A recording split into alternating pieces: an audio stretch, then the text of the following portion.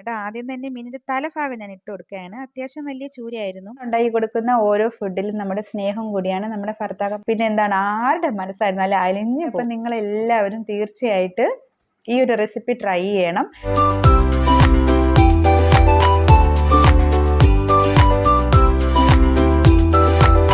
Hi, hello, all അസ്സലാമു അലൈക്കും. അപ്പോൾ എല്ലാവരും സുഖമായിട്ടിരിക്കുകയല്ലേ കൂട്ടുകാരെ? അപ്പോൾ ഞാനിന്ന് വീണ്ടും ഒരു പുതിയ റെസിപ്പി ആയിട്ട് വന്നിരിക്കുകയാണ്. തേങ്ങ വറുത്തരച്ച ചൂരക്കറി എങ്ങനെ റെഡിയാക്കി എടുക്കാം എന്നുള്ളൊരു റെസിപ്പി ആയിട്ടാണ് കേട്ടോ ഞാനിന്ന് വന്നിരിക്കുന്നത്. അപ്പോൾ കാണുക മാത്രമല്ല, ഇതെല്ലാവരും ഒന്ന് ട്രൈ ചെയ്ത് നോക്കണം. ആദ്യം നമുക്ക് തേങ്ങ വറുത്തരച്ചിട്ടുള്ള ഒരു ചൂരക്കറി എങ്ങനെയാണ് റെഡിയാക്കുക എന്നുള്ളത് ഒന്ന് കണ്ടിട്ട് വരാം. അപ്പോൾ എല്ലാവരും ഉഷാറല്ലേ? ഓക്കേ, നമുക്ക് കണ്ടുവരാം കേട്ടോ. അപ്പോൾ നമുക്ക് കറി വയ്ക്കാൻ തുടങ്ങാം. ഞാനൊരു വലിയ തേങ്ങ തന്നെ എടുത്തിട്ടുണ്ട് കേട്ടോ. വലിയ തേങ്ങ ചിരണ്ടിയിട്ട് ഇതുപോലെ നമ്മളൊരു പാത്രത്തിൽ ഇട്ട് നന്നായിട്ടൊന്ന് ചൂടാക്കി എടുക്കണം. ചൂടാക്കിയല്ല കേട്ടോ, നന്നായിട്ട് വറുത്തിട്ട് തന്നെ എടുക്കണം.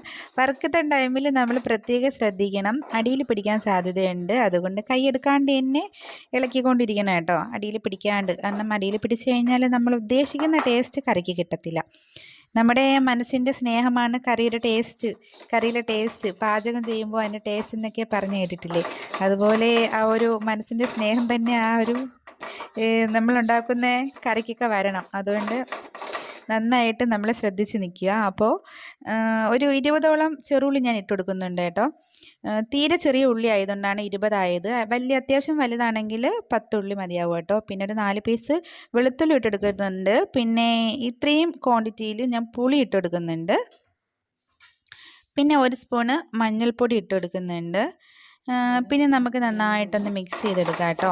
മിക്സ് ചെയ്ത് കുറച്ച് നേരം ഇങ്ങനെ നമ്മളൊന്ന് മിക്സ് ചെയ്ത് ഇളക്കിക്കൊണ്ടിരിക്കുക. കാരണം നമ്മുടെ ഉള്ളിയുടെയും വെളുത്തുള്ളിയുടെയും പുളിയുടെയൊക്കെ ഒരു പച്ച സ്മെല്ലുണ്ടല്ലോ, ഒരു പച്ച മാറുന്നത് വരെ നമ്മൾ നന്നായിട്ടൊന്ന് ഇങ്ങനെ വരട്ടിയെടുക്കുക.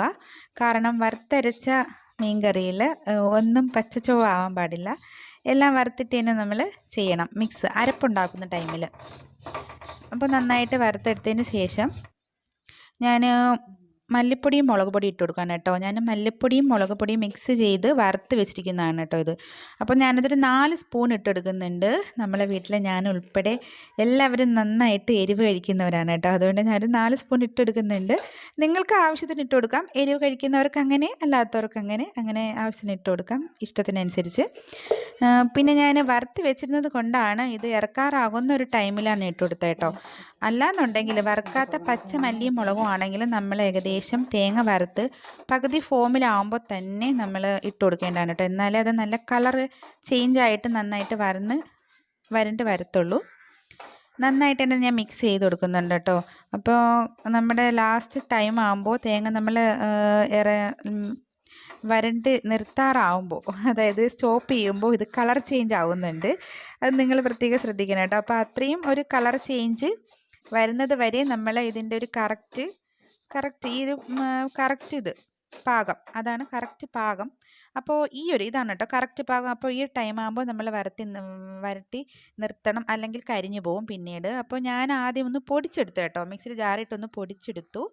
കാരണം നമ്മൾ പൊടിച്ചെടുത്താൽ മാത്രമേ അരയ്ക്കാനായിട്ട് എളുപ്പം നന്നായിട്ട് അരഞ്ഞു വരത്തുള്ളൂ. കാരണം ചൂടായിരിക്കുന്നതായതുകൊണ്ട് ഒന്ന് പൊടിക്കണം, എന്നിട്ട് വേണം ഒന്ന് അരച്ചെടുക്കാം കേട്ടോ. എളുപ്പം നന്നായിട്ട് അരഞ്ഞു വരും.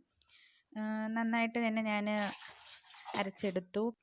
ഇടയ്ക്ക് ഞാൻ പൂച്ചയെ വിളിച്ചതാണ് കേട്ടോ. പൂച്ചയ്ക്ക് ഫുഡ് ഇട്ടെടുക്കാൻ വേണ്ടി ഞാൻ പൂച്ചയെ വിളിച്ചതാണ്. പിന്നെ ഞാൻ ഇത്രയും വെള്ളം ഒഴിച്ചു കൊടുക്കുന്നുണ്ട് കേട്ടോ. ഒരുപാട് വെള്ളം ആവാൻ പാടില്ല, ഇത്രയും വെള്ളം ആവാമോ കേട്ടോ. എന്നിട്ട് ആവശ്യത്തിന് ഞാൻ ഉപ്പ് ഇട്ട് കൊടുക്കുകയാണ്. ഉപ്പ് പിന്നീട് നോക്കിയിട്ടല്ല, കറക്റ്റ് ചെയ്ത് നമുക്ക് വീണ്ടും ഉപ്പ് വേണമെങ്കിൽ ഇട്ട് കൊടുക്കാം കേട്ടോ. ഇപ്പം തൽക്കാലം ആവശ്യത്തിന് ഞാൻ ഉപ്പിട്ട് കൊടുക്കുകയാണ്. നന്നായിട്ടൊന്ന് മിക്സ് ചെയ്തു. കറി ഒന്ന് തിളച്ച് വന്നതിന് ശേഷം മീൻ ഇടുന്നതാണ് എനിക്കിഷ്ടം കേട്ടോ. അങ്ങനെയാണ് ഞാൻ ചെയ്യാറ്.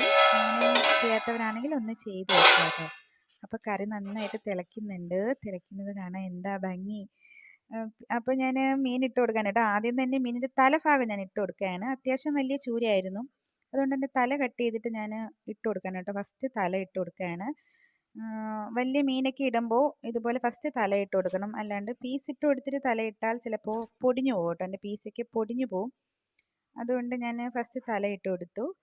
പിന്നെ ഞാൻ പീസ് ഇട്ട് കൊടുക്കുകയാണ്. പീസും നമ്മുടെ മുള്ളൊക്കെ കട്ട് ചെയ്ത ഭാഗം എല്ലാം കൂടിയുണ്ട്. അങ്ങനെ അത് സെപ്പറേറ്റ് മുള്ള് കട്ട് ചെയ്ത് കൊടുക്കുക കേട്ടോ, വലിയ ചൂരയ്ക്കൊക്കെ. പിന്നെ ഞാൻ എല്ലാം മിക്സ് ചെയ്തിട്ട് കൊടുത്തു. കറിയുടെ കളർ നിങ്ങൾക്ക് അടുത്ത് വെച്ച് കാണിച്ചു തരാൻ വേണ്ടിയിട്ടാണ് കേട്ടോ ഞാൻ അടുത്ത് വെച്ചിട്ടിപ്പോൾ കാണിച്ചു തന്നത്. നല്ല ഈ ഒരു കളറായിട്ടുണ്ട് കേട്ടോ. കളറ് പോലെ തന്നെയായിരുന്നു ടേസ്റ്റും. സൂപ്പർ ടേസ്റ്റ് ആയിരുന്നു. പിന്നെ ഞാൻ ആവശ്യത്തിന് കട്ട് ചെയ്തെടുത്ത 2 തക്കാളിയും 2 പച്ചമുളകും 2 അല്ല കേട്ടോ സോറി 4 പച്ചമുളക് ഇട്ട് കൊടുത്തിട്ടുണ്ട്. 4 പച്ചമുളകും 2 തക്കാളിയും കട്ട് ചെയ്ത് ഇട്ട് കൊടുത്തിട്ടുണ്ട്. നന്നായിട്ട് അടച്ച് വെച്ചു. പിന്നെ ഞാൻ ഇടയ്ക്ക് കുറച്ച് നമ്മുടെ വറുത്ത് പൊടിച്ചുണ്ടല്ലോ ഉലുവപ്പൊടിയും പിന്നെ കുറച്ച് കറിവേപ്പില ഇട്ട് കൊടുത്തിട്ടുണ്ടായിരുന്നു. കണ്ടോ കറിയുടെ ഭംഗി പോലെ തന്നെ കറി നല്ല സൂപ്പർ ടേസ്റ്റ് ആയിരുന്നു. അപ്പോൾ എല്ലാവരും ഇതൊന്ന് ട്രൈ ചെയ്ത് നോക്കട്ടോ. സൂപ്പർ ടേസ്റ്റാണ് കേട്ടോ. അപ്പോൾ തേങ്ങ വറുത്തരച്ച ചൂരക്കറി എങ്ങനെയാണ് റെഡിയാക്കി എടുക്കുന്നത് നിങ്ങൾ എല്ലാവരും കണ്ടു കാണുമല്ലോ. കാണുക മാത്രമല്ല തീർച്ചയായിട്ടും അത് ട്രൈ ചെയ്ത് നോക്കണം. നമ്മൾ ഉണ്ടാക്കി കൊടുക്കുന്ന ഓരോ ഫുഡിലും നമ്മുടെ സ്നേഹം കൂടിയാണ് നമ്മുടെ ഭർത്താക്കന്മാർക്ക് പങ്കുവെച്ചു കൊടുക്കുന്നത്. കുറച്ച് ബുദ്ധിമുട്ടിയാലും ഇതുപോലുള്ള ടേസ്റ്റി ആയിട്ടുള്ള ഫുഡ് ഭർത്താക്കന്മാർക്ക് ഉണ്ടാക്കി കൊടുത്ത് നോക്കിയേ. അവരുടെ മനസ്സിൽ നമുക്കുള്ള സ്ഥാനം ഭയങ്കര വലുതായിരിക്കും കേട്ടോ. അതായത് നമ്മൾ കഴിഞ്ഞിട്ട് പിന്നെ മറ്റാരും കാണത്തുള്ളൂ. ഇത്രയും ടേസ്റ്റുള്ള ഫുഡൊക്കെ ഉണ്ടാക്കി കൊടുത്തു കഴിഞ്ഞാൽ പിന്നെ എന്താണ് ആരുടെ മനസ്സായിരുന്നാലും അലിഞ്ഞു പോകും. അപ്പോൾ എന്താ ചെയ്യേണ്ടത്? അപ്പം നിങ്ങളെല്ലാവരും തീർച്ചയായിട്ട് ഈ ഒരു റെസിപ്പി ട്രൈ ചെയ്യണം.